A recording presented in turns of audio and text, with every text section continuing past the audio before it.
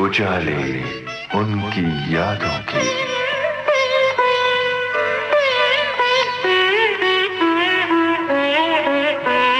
उजाले उनकी यादों के।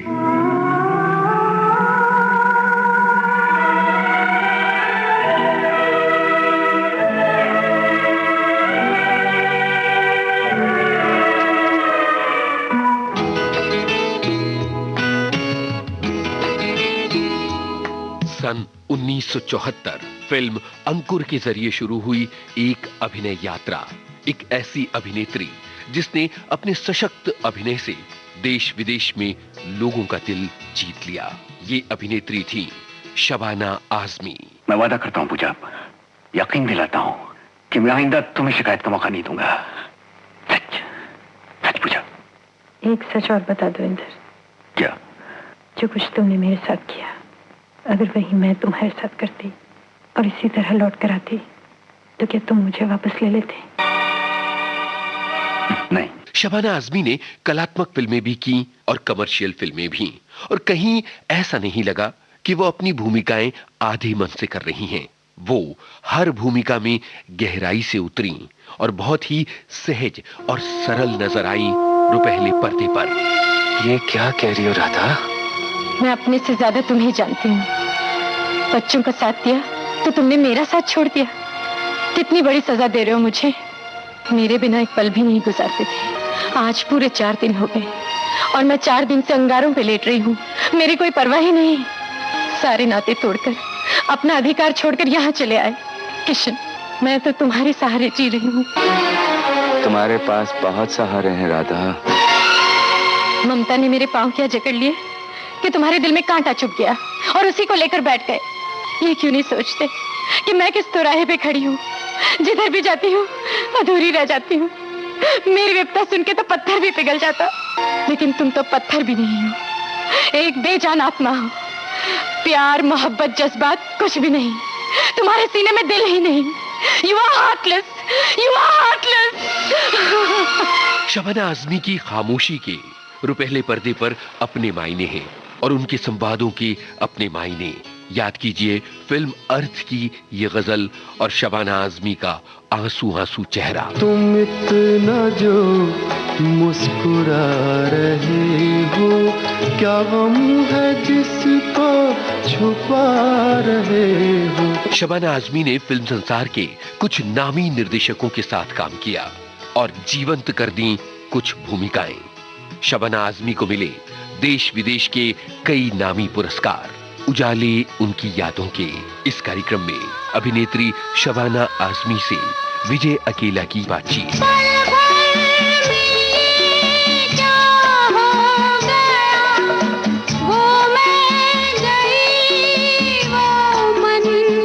मैं हूँ विजय अकेला। प्रणाम शबाना जी आपको।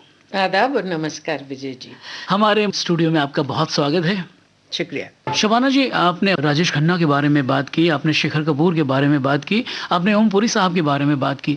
एक और जो बहुत जिनके साथ आपने काम किया है, नसीरुद्दीन शाह साहब। मैंने नसीर साहब से एक दफ़ा आपके बारे में बात की थी तो उन्होंने कहा था कि भले हमने फिल्मों में खूब ज़बरदस्त भूमिकाएं की हैं, मगर हमारी दोस्ती शबाना आजमी साहबा से ऐसी नहीं है कि हम उनके घर जाएं, वो हमारे घर आएँ।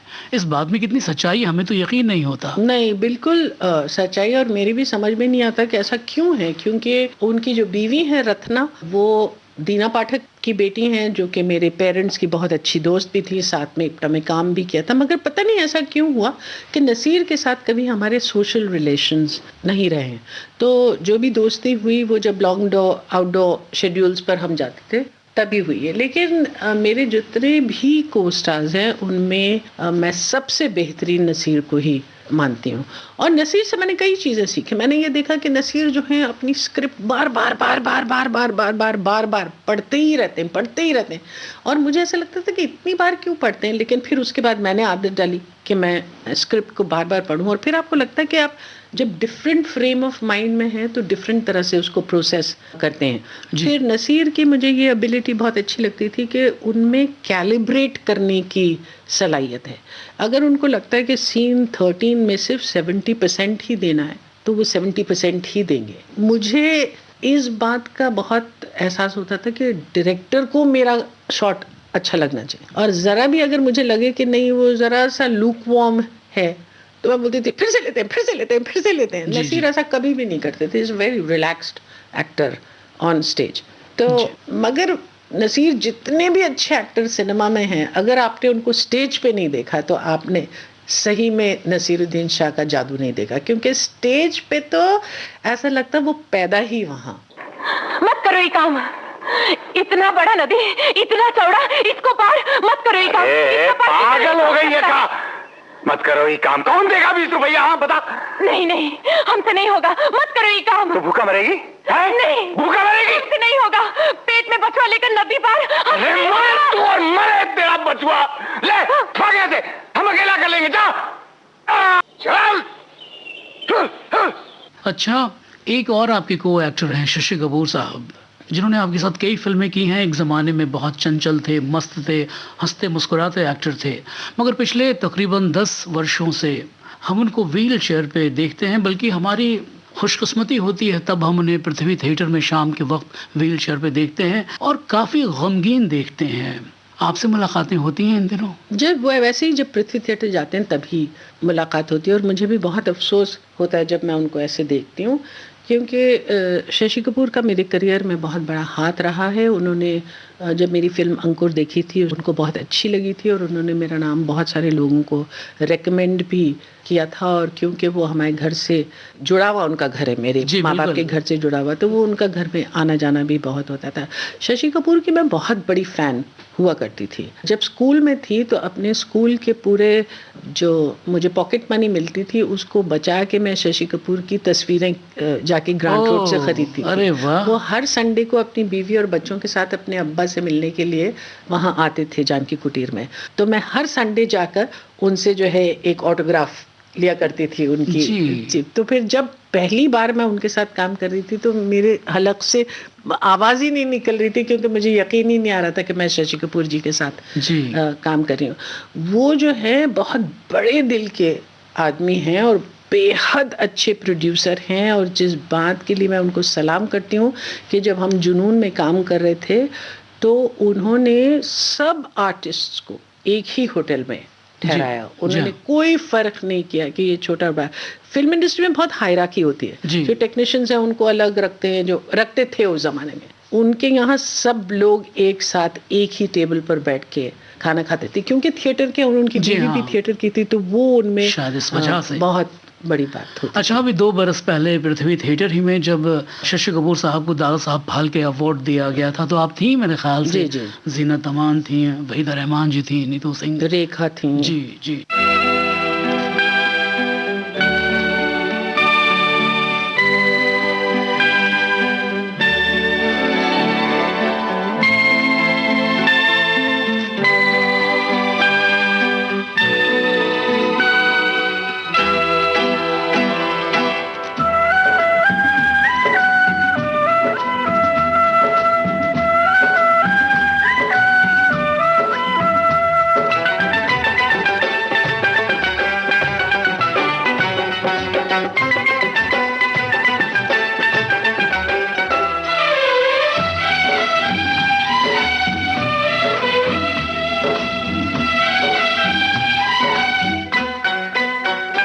तोता मैना की कहानी,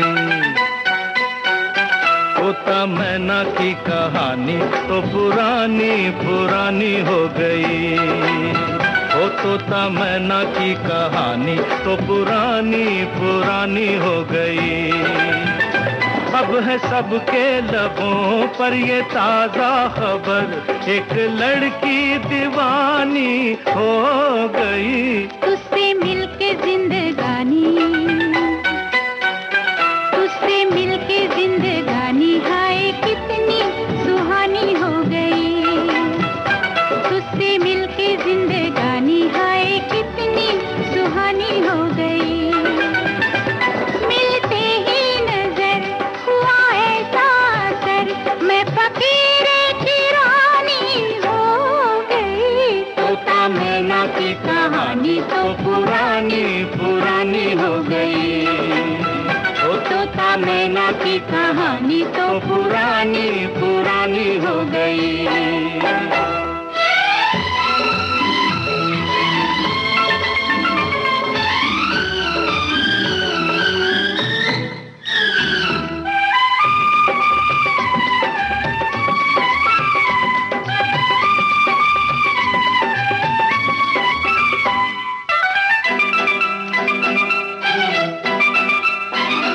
कहीं कोई न था दूर दूर तक हम जिसको हमारा कहते, हम जिसको हमारा कहते। तू ना मिलता है सोनी राह पर, पिया हम बेसहारा रहते, पिया हम बेसहारा रहते।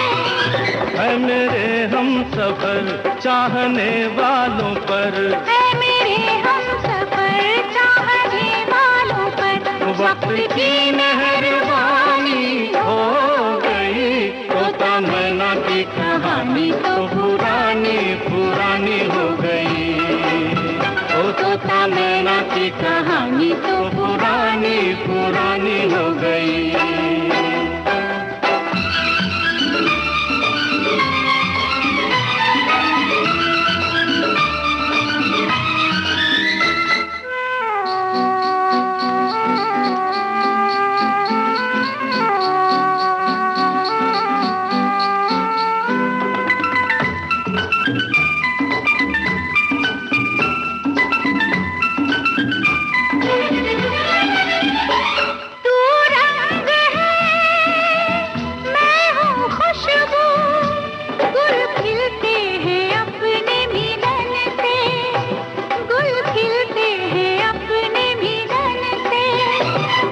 मुखड़ा है सामने मेरे, मुझे मतलब नहीं है चमन से, मुझे मतलब नहीं है चमन से।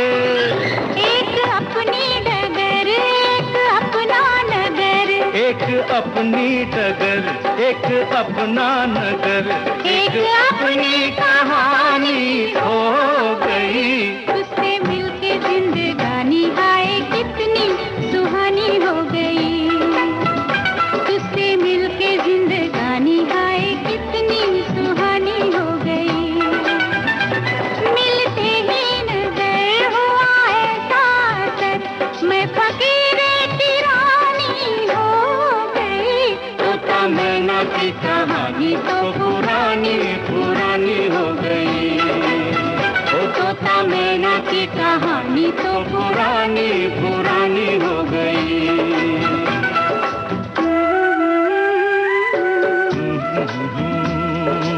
ला ला ला ला ला ला ला ला ला ला, हो हो हो हो,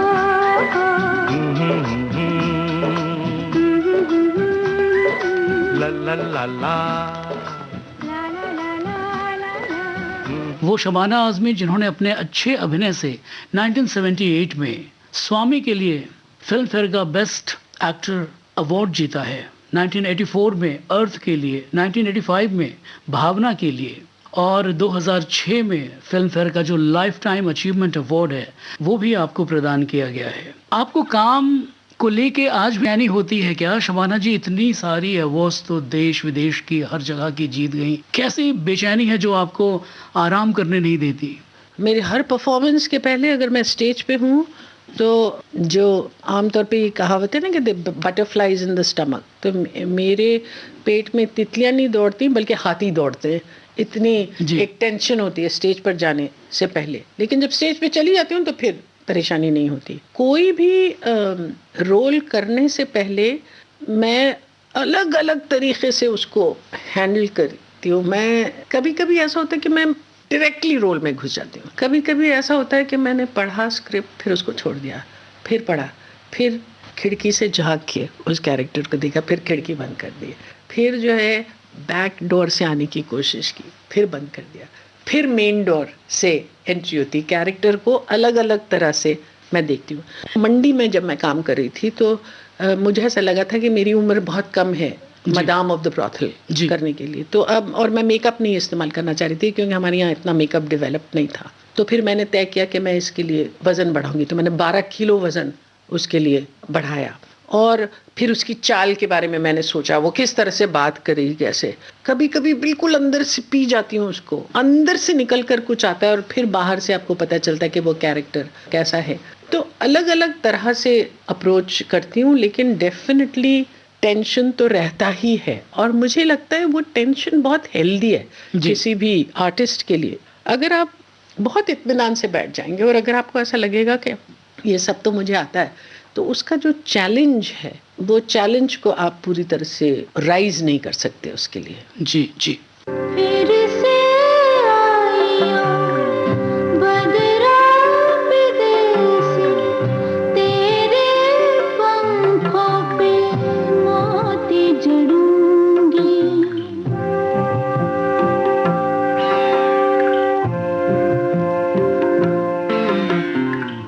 भरते जाइयो हमारे तलैया, मैं तलैया किनारे मिलूंगी। तुझे मेरे काले कमले वाले किस्सों, हो तुझे मेरे काले कमले वाले किस्सों। फिर से आइयो बदरा विदेसी, तेरे पंखों पे मोती जड़ूंगी।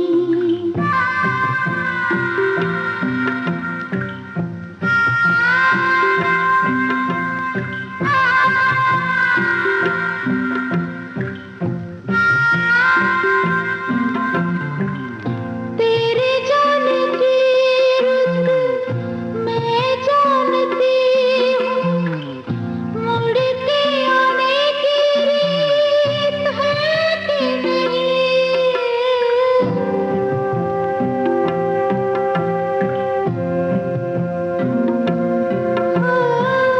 काली दरगाह से पूछूंगी जाके, तेरे मन में बीती है कि नहीं।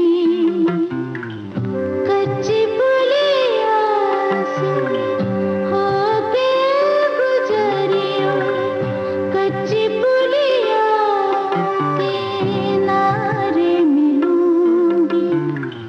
फिर से आइयो बदरा विदेसी, तेरे पंखों पे मोती जड़ूंगी। तुझे मेरे काले कमले वाले किस्सों, हो तुझे मेरे काले कमले वाले किस्सों।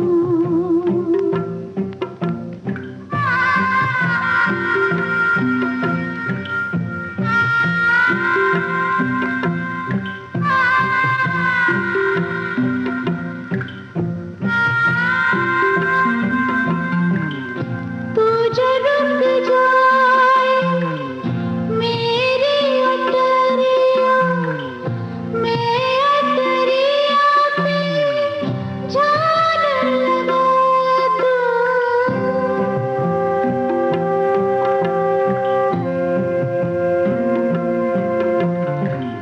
डालूं चार ताबीज़ गले में, अपने काजल से बिंदिया लगा दूं। छू के जाइयो हमारे बगीचे, मैं पीपल के आड़े मिलूंगी। फिर से आइयो बदरा विदेसी, तेरे पंखों पे मोती जड़ूंगी। तुझे मेरे काले कमले वाले किस्सों, हो तुझे मेरे काले कमले वाले किस्सों। ये खूबसूरत गीत नमकीन फिल्म से था और गुलजार साहब का लिखा हुआ था। मासूम के भी गीत गुलजार साहब ने लिखे, थोड़ी सी बेवफाई के भी लिखे। कैफी साहब से मिलने आते थे क्या गुलजार साहब? जी, कैफी साहब से मिलने आते थे, जैसे कि और भी बहुत सारे शायर आते थे। आप देखिए मजरूह सुल्तानपुरी, साहिर लुधियानवी, जानिसार अख्तर, इन सब लोगों का आना जाना होता था। गुलजार साहब का भी था। जबकि वो अपना टीवी सीरियल बना रहे थे गालिब पर, तो उस ज़माने में ख़ास तौर से अब्बा के पास बहुत आते थे। और कैफी आज़मी साहब गुलजार साहब को कैसा शायर मानते थे?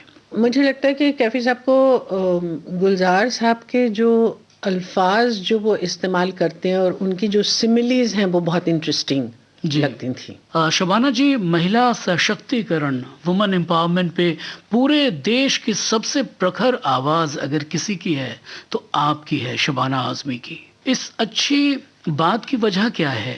क्या आप जिस एनवायरनमेंट में पली बढ़ी हैं, आपके अब्बा हमारे कैफी साहब ने जिस तरह से औरत नज़्म कही है, उठ मेरी जान मेरे साथ ही चलना है तुझे, कद्र अब तक तेरी तारीख ने जानी ही नहीं, तुझ में शोले भी हैं बस अश्क फिशानी ही नहीं, तू हकीकत भी है दिलचस्प कहानी ही नहीं, तेरी हस्ती भी है एक चीज़ जवानी ही नहीं, अपनी तारीख का उन्वान बदलना है तुझे।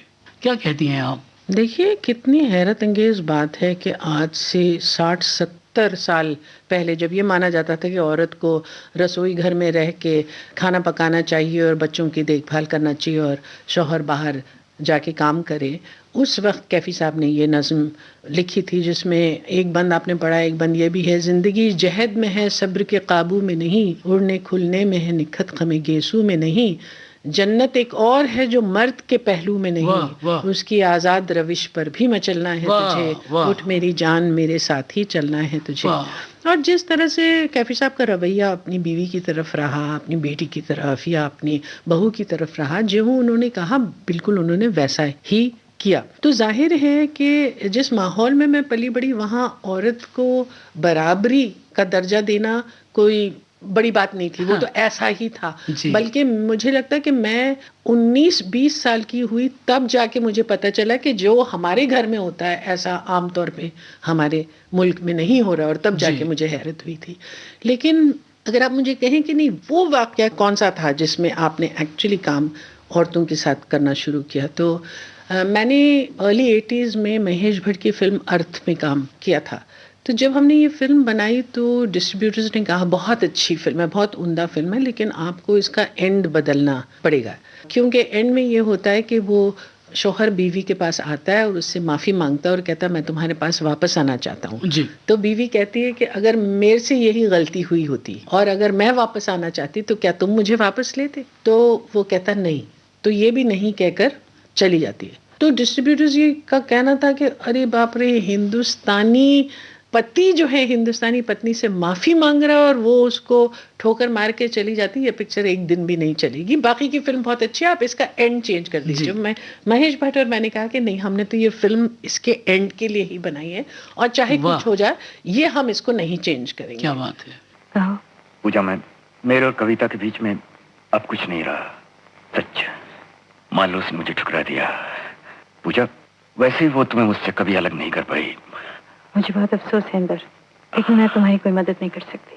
पूजा, मैं तुम्हारे पास मदद मांगने नहीं आया हूँ, तो मैं हार गया हूँ, थक गया हूँ। पूजा, ये सच है कि मैंने तुम्हें बहुत दुख दिए, और ये भी सच है कि मैं अब कभी कविता के पास लौट कर नहीं जाऊंगा। मैं नए सिरे से जिंदगी शुरू करना चाहता हूँ तुम्हारे साथ। मैं वादा करता हूँ पूजा, यकीन दिलाता हूँ कि मैं आइंदा तुम्हें शिकायत का मौका नहीं दूंगा। सच सच पूजा। एक सच और बता दो इंदर। क्या? जो कुछ तुमने मेरे साथ किया, अगर वही मैं तुम्हारे साथ करती और इसी तरह लौट कर आती तो क्या तुम मुझे वापस ले लेते? नहीं। Goodbye. जब फिल्म रिलीज हुई तो सब हैरत अंगेज कामयाबी उसको मिली और सब लोगों को पता चला कि अरे बाप रे, हम तो समझ रहे थे कि ये कामयाबी इसको नहीं मिलेगी कमर्शियल तौर पर। और आप देखिए तो कई बार ऐसा होता है कि फिल्म मेकर्स के जहन में वो तैयारी नहीं होती जो ऑडियंस की होती है, और उस फिल्म को बहुत सराहा गया, उसमें मुझे नेशनल अवार्ड भी मिला। लेकिन उसका जो एक ऑफशूट हुआ वो ये हुआ कि मेरे घर में जो है औरतों के झुंड आने लगे, not as fans to star but in sisterhood.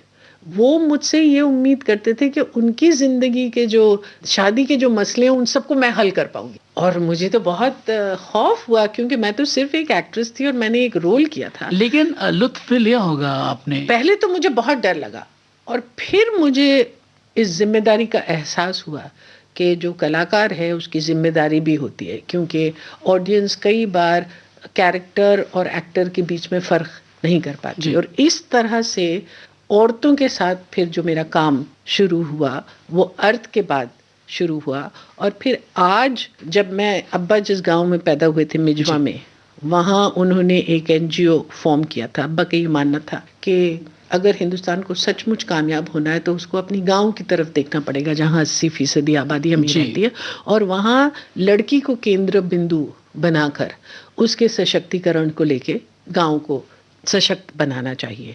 तो आज जो मैं काम कर रही हूँ मिजवा वेलफेयर सोसाइटी में, जहाँ के हमारी लड़कियों को हमने चिकनकारी सिखाई है, जो मनीष मल्होत्रा जो कि बॉलीवुड के इतने बड़े डिज़ाइनर हैं, वो आज हमारी लड़कियों को काम देते हैं। और प्रियंका चोपड़ा और ऐश्वर्या राय और ये सब लोग, नाओमी कैम्पबेल तक वो कपड़े पहनती हैं। जी बिल्कुल बिल्कुल।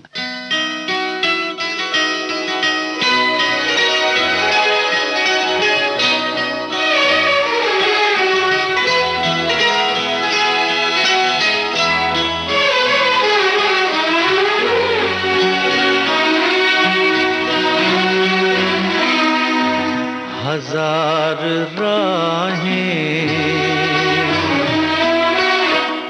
मुड़ के देखी, कहीं से कोई सदा न आई।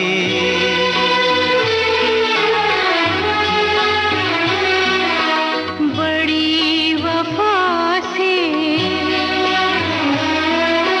निभाई तुमने हमारी थोड़ी सी बेवफाई।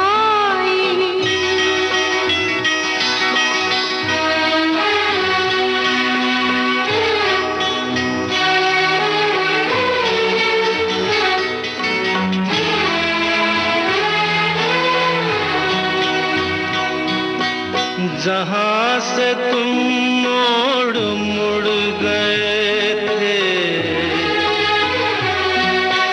जहाँ से तुम मोड़ मुड़ गए थे, ये मोड़ अभी वहीं पड़े हैं। हम अपने पैरों में जाने कितने, हम अपने पैरों में जाने कितने भंवर लपेटे हुए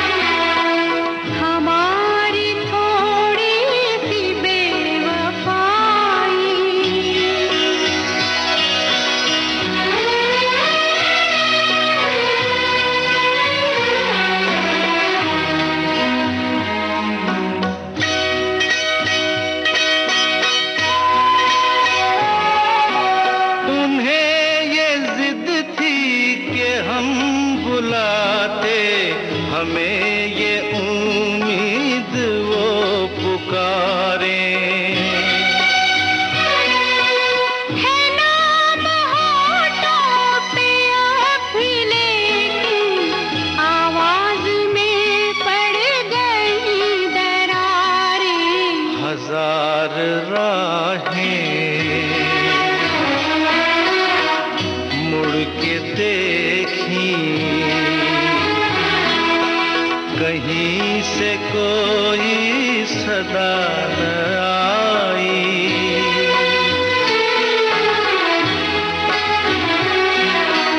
बड़ी वफा से निभाई तुमने हमारी थोड़ी सी बेवफाई, हमारी थोड़ी सी बेवफाई।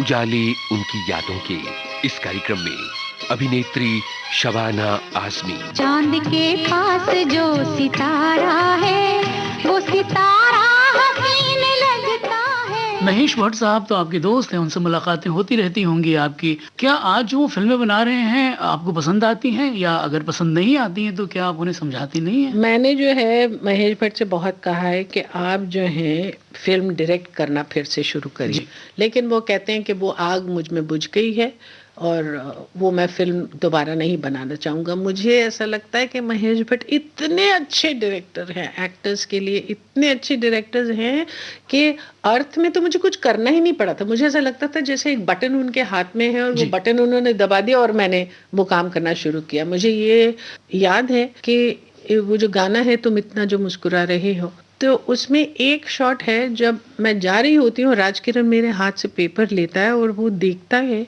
कि वो मेरे तलाक के कागजात हैं और उस दिन ही मेरी सालगिरह का दिन भी है। और उसके बाद एक म्यूजिक पीस पर मेरा टाइट क्लोजअप था कि मैं देखती हूँ कि राजकिरण ने मुझे पकड़ लिया और मैं बिल्कुल ब्लैंक हो गई थी और मेरी समझ में ही नहीं आ रहा था कि मैं क्या करूँ। और बस जब क्लैप हुआ तो क्लैप मेरे चेहरे से हटा और महेश ने बोला लुक एक्सपोज्ड।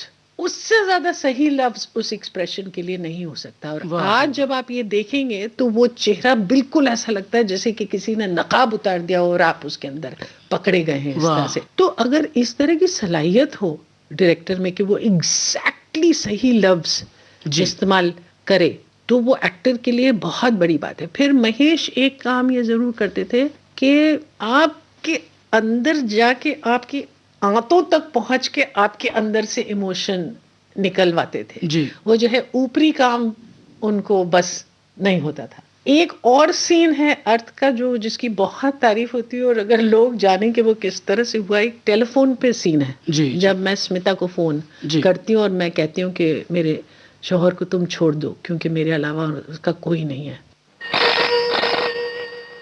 हेलो कविता, मैं पूजा बोल रही हूँ। देखो फोन मत रख देना, मैं तुमसे कुछ कहना चाहती हूँ। देखो इंदर को मत बताना मैंने फोन किया। तुम सुन रही हो ना? हाँ बोलो। देखो तुम औरत हो, मेरी बात आसानी से समझ सकोगी। कविता मैं बिल्कुल अकेली हूँ, इंदर के सिवा मेरा कोई नहीं है इस दुनिया में। तुम सुन रही हो ना कविता? प्लीज मेरे इंदर को मुझसे मत छीनो, उसके बिना मैं क्या करूंगी, कहाँ जाऊंगी? तुम सुन रही हो ना कविता? मैं तुम्हारे पाँव पड़ती हूँ कविता, इंदर को मेरे लिए छोड़ दो, उसके सिवा मेरा कोई नहीं है इस दुनिया में, मैं इंदर के बगैर। फिल्म में मेरी पूरी शूटिंग खत्म हो गई थी जी। मैं किसी और शूटिंग पर जा रही थी तो महेश ने मुझे फोन करके कहा आप वहां जाने से पहले मेरे घर के ही पास था सुनीला बंगलो है, आप वहां आ जाओ, एक आपका पैचअप करना है, पैचअप शॉट। अब पैचअप शॉट ऐसा होता है कि उसके ऊपर आप ज्यादा ध्यान नहीं देते। मैं वहां पहुंची तो उन्होंने मुझे वो सीन पकड़ा दिया। अब वो सीन इतना मुश्किल सीन है, मैंने कहा ये मेरे अच्छों से भी नहीं हो सकेगा। महेश ने कहा आर्टिफिशियल कॉन्फ्लिक्ट का कोई टाइम नहीं है जी। और किसी के पास भी वक्त नहीं है। वहाँ स्मिता दूसरे सीन के लिए तैयार हो रही, आप यहाँ बिल्कुल दीवार के सामने खड़ी हो जाइए और आप ये कर लीजिए। और प्रवीण भट्ट को बोला बस कैमरा रखो इसके चेहरे पर, और मुझसे कहा सिर्फ मैकेनिकल, समझे, सिर्फ मैकेनिकल। उनको मालूम था कि जब मैं अगर जज्बाती हो जाती हूँ तो फिर उसको कंट्रोल नहीं कर पाती। तो उन्होंने कहा keep the camera on her face, और मैंने वो शॉट किया। वो पहला शॉट हुआ और 10 मिनट के अंदर मैं वहां से निकल भी गई। आज मैं सोचती हूँ कि शायद वो इस तरह से हो गया इसलिए इतना अच्छा हो गया। अगर मुझे पहले से मिला होता और उसके लिए मैंने अगर बहुत ज्यादा प्रेपरेशन की होती तो शायद वो इतना अच्छा नहीं होता। तो महेश जो है आर्टिस्ट के नब्ज को अच्छी तरह से समझते हैं और ये जानते हैं कि कौन से मौके पर किस तरह का काम उनसे निकाला जाए। आपने कितने अच्छे तरीके से इन सारी बातों को समझाया शबाना जी। अर्थ बहुत पावरफुल फिल्म थी, कैफी ने इसको और ज्यादा बेहद लिरिकल बना दिया था। और आप वैसे कई फिल्मों में थी एक्ट्रेस जिसमें आपके अब्बा शायर थे, जाहिर है बहुत अच्छा फील ही होता होगा, बहुत एक अच्छा एहसास होता होगा। मुझे इस वक्त याद आ रही है वो नज्म छोटी सी जो एक दुआ के तौर पे कैफी आजमी साहब ने कही थी, अब और क्या तेरा बीमार बाप देगा तुझे, बस एक दुआ के खुदा तुझको कामयाब करे, वो टांक दे तेरे आंचल में चांद और तारे, तो अपने वास्ते जिसका भी इंतखाब करे। ये इन्होंने 1974 में लिखी थी जब इनको पैरालिटिक स्ट्रोक हो गया था तब। शबाना जी, आपने एक फिल्म है अंजुमन जिसमें आपने बहुत खूबसूरती से गाया है। खयाम साहब कंपोज़र हैं, शहरयार साहब इसके शायर हैं। तो ये गाने का शौक कैसे पैदा हुआ? गाना कहाँ सीखी आप? क्या कम्यून में सीखी या इप्टा के साथ काम करते हुए सीखी? मैंने गाना कभी सीखा नहीं है फॉर्मली। हाँ, इप्टा के कुछ ग्रुप सीक्वेंसेस में, कुछ ग्रुप सॉन्ग्स में गा लेती थी। अब्बा ने इप्टा के लिए क्वायर बनाया था, उस क्वायर में गा लेती थी। तो एक मरतबा हुआ ये कि बकरी स्टेज हो रहा था पृथ्वी थिएटर में, जो मेन लीड सिंगर है वो नहीं आई थी। तो मेरे पास भागते हुए इप्टा के लोग आए और उन्होंने कहा कि आप जो है गा लीजिए। कि मुझे ना तो इसकी रिहर्सल है ना कुछ, उन्होंने कहा बहुत आसान है, आप कर लीजिए। तो मैं बहुत बड़ा घूंघट काट के और मैं जो गा रही थी, वहां मुझे मुजफ्फर अली ने सुना। फिर मुजफ्फर अली मेरे पास आया और उन्होंने कहा कि अंजुमन के गाने आपको गाना चाहिए। तो मैंने बोला बिल्कुल भी नहीं, मैं हिम्मत भी नहीं कर सकती हूँ।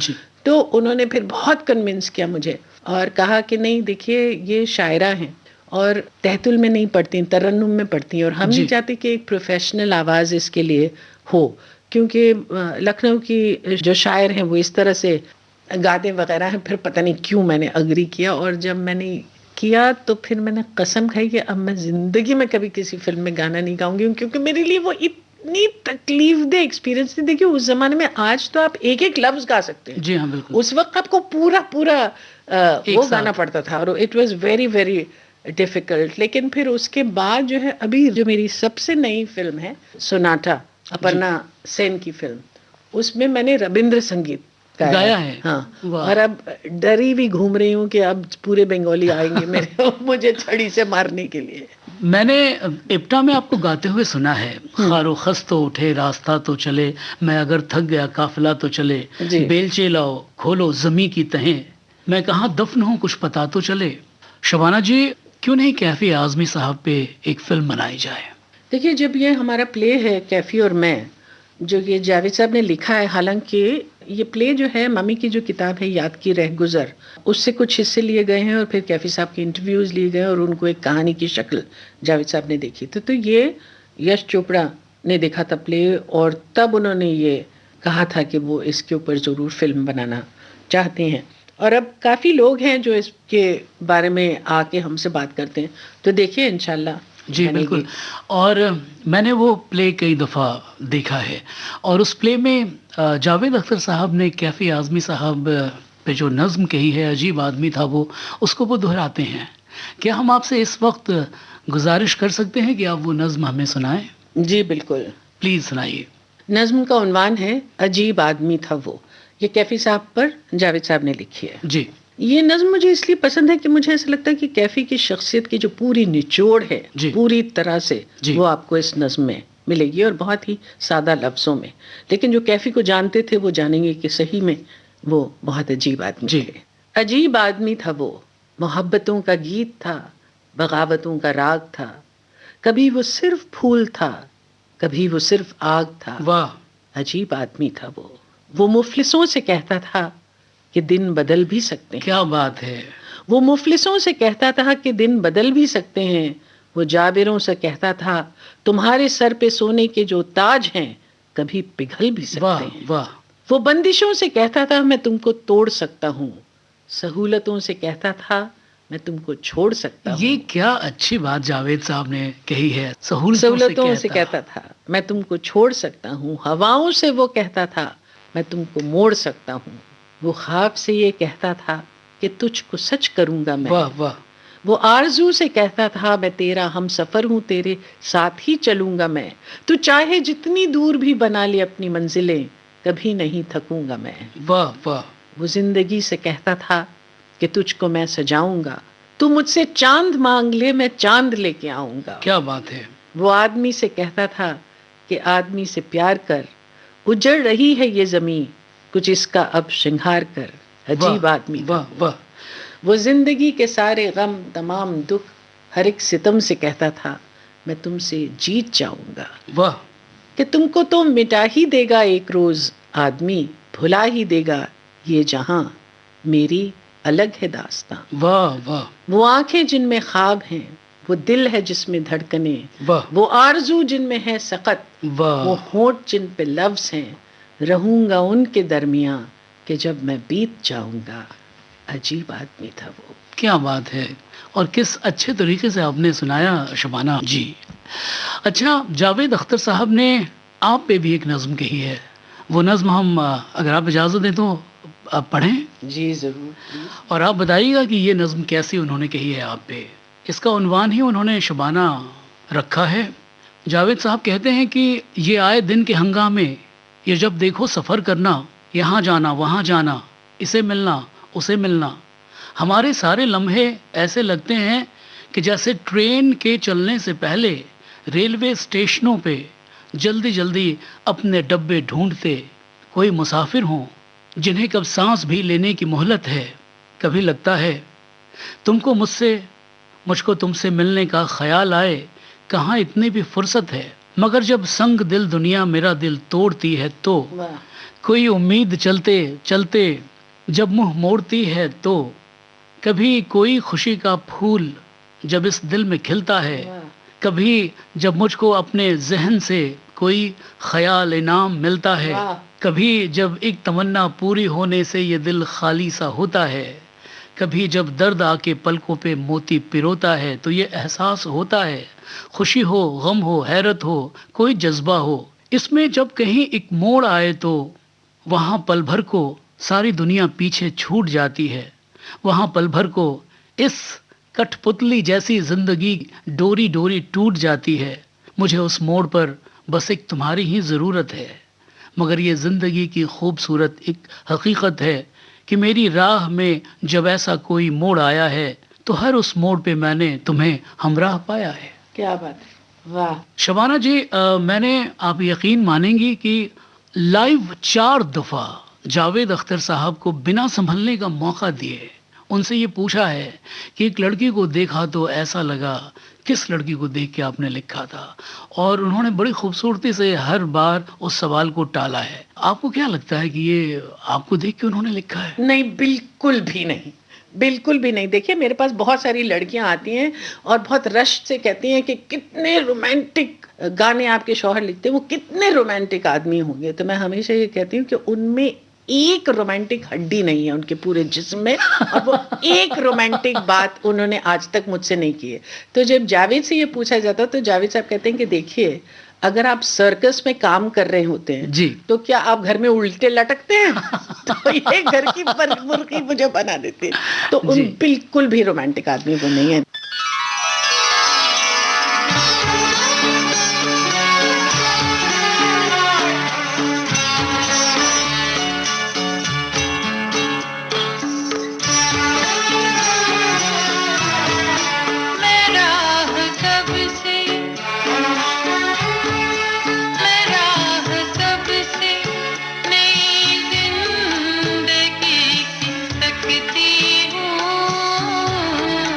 मैं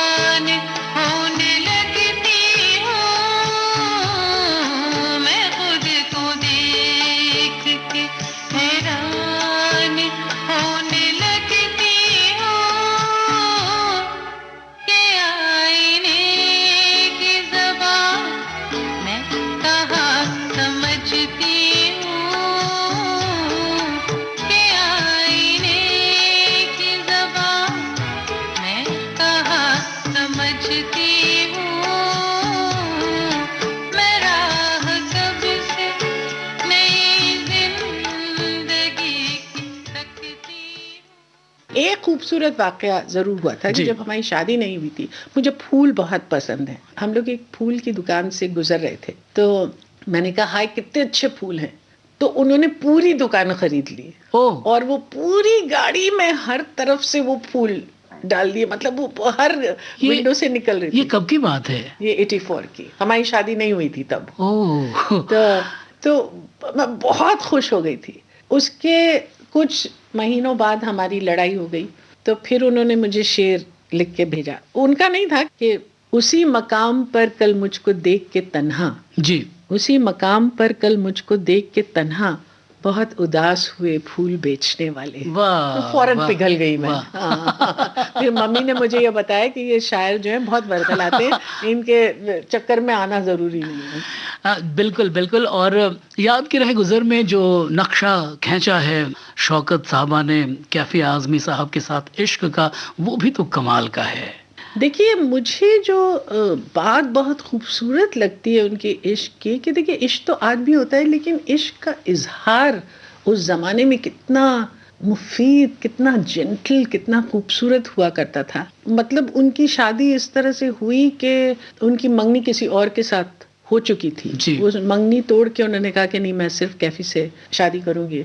उसमें उनके भाई उनसे बहुत नाराज हो गए, उनका जो मंगेतर है वो आ गया था और उसने एक पिस्तौल उठा ली थी कि मैं अपने आप को मार लूंगी। फिर अब्बा उनको वहां से लेकर आए, ये वो इतना सारा ड्रामा। लेकिन उस बेतहाशा इश्क का इजहार सिर्फ इतना था कि एक बार मम्मी जो है अपने कमरे से अपनी सेंट की बोतल उठाकर और वो अब्बा के पास आई और वो सेंट उन पर छिड़क दिया और भाग गई। आप सोचिए, आज के दौर में आप सोच भी नहीं सकते कि जी। उन्होंने एक दूसरे का हाथ तक नहीं पकड़ा था और एक दूसरे के लिए जान देने के लिए तैयार हो गए थे। तो जी। वो मुझे इतना ब्यूटीफुल और इतना खूबसूरत लगता है कि, जी, बिल्कुल। और उसके बाद फिर उनकी शादी इतनी अच्छी रही, 55 साल नहीं, उससे भी ज्यादा, 60-65 साल वो लोग जी, बिल्कुल। साथ रहे और वो बहुत ही गैर मामूली रिश्ता कैफी है। साहब और शौकत साहबा के जो इश्क की दास्तानें हैं, उनको पढ़ो तो ऐसा लगता है कि ज़िंदगी अगर एक और मौका दे तो हम फिर से अब इनकी तरह से इश्क करें। बिल्कुल। शबाना जी, मैं ज़रा जावेद साहब पे वापस आना चाहूँगा और मैं आपकी बात से इत्तेफाक नहीं रखता हूँ। आप कह रही हैं कि जावेद साहब आपसे इश्क नहीं करते। मैंने ये नहीं कहा कि इश्क नहीं करते, मैं कहती हूँ उसका इजहार नहीं करते। लेकिन इजहार किया है उनकी तरकश में। उन्होंने कहा है कि अगर मेरे मामा मजाज ने ये बात ना किसी के लिए कही होती तो मैं शबाना के लिए कहता, बताऊं क्या तुझे हम नशी किससे मोहब्बत है, मैं जिस दुनिया में रहता हूँ वो उस दुनिया की औरत है। अब इससे बड़ी बात आप क्या चाहते हैं? ये आप क्योंकि खुद शायर है इसलिए आप समझते हैं कि ये बहुत बड़ी बात है। मैं चाहूंगी कि भाई मेरी आंखों की वो तारीफ कर दें, मेरे बालों की तारीफ कर दें, कुछ अच्छी चीजें लिखें। अब इतनी सी मैं आपको एक बहुत मजेदार किस्सा जावेद का सुनाती हूँ। मैं एक फिल्म में काम करी थी, मैं आजाद हूँ। मैं अमिताभ बच्चन बहुत वाकिफ हैं जावेद अख्तर की राइटिंग से। तो उस पूरी फिल्म में कहीं भी कोई इश्क का इजहार ना अमिताभ की तरफ से होता है ना मेरी तरफ से होता है। सिर्फ एक डायलॉग है जब हम लोग टेरेस पे बैठे हैं और वो हमेशा मुझे मेम साहब करके मुखातिब होते हैं उस फिल्म में। तो एक बार जब मतलब रिश्ता थोड़ा मुलायम होता है तो मैं उनको देख के बोलती हूँ, मेरा नाम मेम साहब नहीं सुभाषनी है। तो अमिताभ फिर मेरी तरफ देख के कहते हैं सुभाषनी। तो फिर अमिताभ मुझे उसके बाद बोलते हैं, जितनी फीलिंग हो सकती है इसमें डाल दो क्योंकि इसके आगे और कोई इजहार नहीं होगा। ये जावेद अख्तर लिख रहे हैं, ये याद करो। तो मेरा नाम मेम साहब नहीं सुभाषनी, मैं आप जितना डाल सकती हैं डाल दीजिए, फिर मौका नहीं मिलेगा। सुनने वालों, जावेद अख्तर साहब शबाना जी के बारे में कहते हैं कि वो सिर्फ इन्हें बीवी ही नहीं मानते बल्कि महबूबा भी मानते हैं और बहुत खूबसूरत जहन की मालकिन मानते हैं। दोस्तों, शबाना आजमी ने कई इंटरनेशनल अवार्ड्स भी जीते हैं। 1993 में बेस्ट एक्ट्रेस अवार्ड लिबास के लिए नॉर्थ कोरिया में, 1994 में बेस्ट एक्ट्रेस का अवार्ड गौतम घोष की फिल्म पतंग के लिए, इटली में 1996 में फायर के लिए इन्हें बेस्ट एक्ट्रेस का अवार्ड मिला था। शिकागो इंटरनेशनल फिल्म फेस्टिवल में कितनी फिल्में हैं और कितने अवार्ड्स आपने जीते हैं। 1996 में ही फायर के लिए आपको लॉस एंजलिस में भी अवार्ड मिला है। शबाना जी, जावेद अख्तर साहब और आप दोनों एक दूसरे के जिस तरह से सहारे बने हुए हैं, जिस तरह से एक दूसरे के पूरक बने हुए हैं, जितना एक दूसरे के कामों में आप दोनों सहायता प्रदान करते हैं, जो सच्चा साथी अगर किसी को कहें तो इसी को तो कहते हैं। और हम लोग देखते रह जाते हैं, हम सारे फिल्म वाले लोग, थिएटर वाले लोग, सारे शायर लोग हैरत ज़दा आंखों से देखते रह जाते हैं। तो कुछ प्लानिंग करती हैं आप लोग या सब कुछ सहजता से ही चलता रहता है? देखिए, प्लानिंग कुछ नहीं होती, लेकिन सही बात यह है कि जावेद का जो बैकग्राउंड है और जो मेरा बैकग्राउंड है वो इतना सिमिलर है। हमारे माँ बाप इतने एक जैसे लोग थे कि आमतौर पे ऐसे दो लोगों की अरेंज्ड मैरिज होना चाहिए, क्योंकि अगर आप देखेंगे दोनों का बैकग्राउंड किस तरह का है। लेकिन जो सबसे गहरी चीज़ जो हमको बांध के रखती है वो हमारा जो वर्ल्ड व्यू है, जो दुनिया की तरफ हमारा जो नज़रिया है वो बिल्कुल एक है। और जावेद हमेशा ये कहते हैं कि शबाना मेरी इतनी अच्छी दोस्त है कि शादी भी हमारी दोस्ती नहीं बिगाड़ सकती। सो बेसिकली वो जो है सबसे बड़ा और गहरा रिश्ता शादी में वही होता है कि जब आप एक दूसरे के दोस्त हों और एक दूसरे की इज्जत करें। जी बिल्कुल बिल्कुल। शबाना जी, पिछले दिनों मैंने आपकी ब्रोकन इमेजेस जो प्ले है देखा और आपकी अभिनय प्रतिभा को देखता ही रह गया। थिएटर में तो वन टेक होता है, फिल्मों की तरह नहीं होता है। तो इस फॉर्मेट में भी आप उसी तरह गहरी भूमिकाएं करती हैं और बहुत संजीदा करती हैं। आपने दो शबाना को निभाया है, मालिनी और मंजुला। इसके बारे में कुछ बताइए। देखिए, ये लोगों ने जिन्होंने नहीं देखा है प्ले उनको समझाना ज़रा मुश्किल होता है, लेकिन ये टेक्निकली बहुत चैलेंजिंग प्ले है। ये गिरीश कर्नाड ने लिखा है और एलेक पदमसी ने इसको डायरेक्ट किया। लेकिन ये चैलेंजिंग इसलिए है कि एक इमेज है जो कि टेलीविज़न पे है और एक लाइव शबाना है। इसमें जो है पूरा जो पॉजेज हैं, आँख नज़र किधर जा रही है, वो सब पहले एक ही बार में रिकॉर्ड हुआ था और फिर उसको मैच करना पड़ता है। तो वो 40 मिनट का टेक है और वो मैंने पहले शॉट में ओके किया था। हमने एक्चुअली 2 दिन के लिए बुक किया था स्टूडियो, ये सोच के कि इतना वक्त लग जाएगा, लेकिन वो हैरत ज़दा बात है कि वो एक ही में हो गया। लेकिन ये प्ले जब भी मैं करती हूँ तो पूरा का पूरा प्ले शो करने से पहले पूरा प्ले एक बार पूरी रिहर्सल करती हूँ, आज तक जब उसके 100 शोज हो गए तब भी। और इसमें जो सबसे इंटरेस्टिंग बात है, ये मुझे आज तक नहीं मालूम है कि मैं मालिनी की तरफ हूँ कि मैं मंजुला की तरफ हूँ। और जब भी मैं गिरीश कर्नाड से पूछती थी, उन्होंने कहा मैंने तो सिर्फ लिखा, अब आप तय करो। और यही इसकी खासियत है कि ऑडियंस के साथ रवैया उसका बदलता रहता है। तो डेफिनेटली जो भी मैंने प्लेस किए इसमें से सबसे ज़्यादा चैलेंजिंग ब्रोकन इमेजेस ही रहा है। कैफी और मैं प्ले जो आपने कोई 300 दफ़ा किया है, दुनिया में हर जगह किया है, आज भी जब उसके शोज होते हैं तो क्या रिहर्सल्स होती हैं? बिल्कुल भी रिहर्सल्स नहीं होती, सिर्फ वॉइस टेस्ट हम करते हैं और बस। कैफ़ी और मैं में तो कैफ़ी आज़मी साहब और ख़ास तौर पे शौकत आज़मी जी की बातें होती हैं। आपने कभी जावेद अख्तर साहब के अब्बा जानिसार अख्तर साहब के बारे में कोई प्ले करने की बात मैं नहीं काफ़ी सोची? बार जावेद साहब से ये बात कहती हूँ कि जानिसार और सफ़िया अख्तर पे उनको एक प्ले लिखना चाहिए जो हमको करना चाहिए। तो अभी हम उसके बारे में सोच रहे हैं। शबाना जी, आपके इतने बड़े करियर को, 43 इयर्स ओल्ड करियर को हम कैसे 2 घंटे 4 घंटे में समेट सकते हैं? मैं क्या, कोई भी नहीं समेट सकता है। मैं अपने सुनने वालों को बताऊं कि शबाना जी पूरी तरह से आज की एक्ट्रेस हैं और honeymoon travels, lions of Punjab presents sorry भाई, it's a wonderful after life, midnight's children, मटरों की बिजली का मंडोला, बहुत सारी फिल्में हैं, जज्बा है, चौक एंड डस्टर है, नीरजा है, ये सब आज की ही फिल्में हैं। शबाना जी, आप हमारे स्टूडियो आई, हम आपका बहुत शुक्रिया अदा करते हैं। मुझे बहुत मज़ा आया आपसे बात करने का। बहुत बहुत शुक्रिया शबाना जी। शुक्रिया।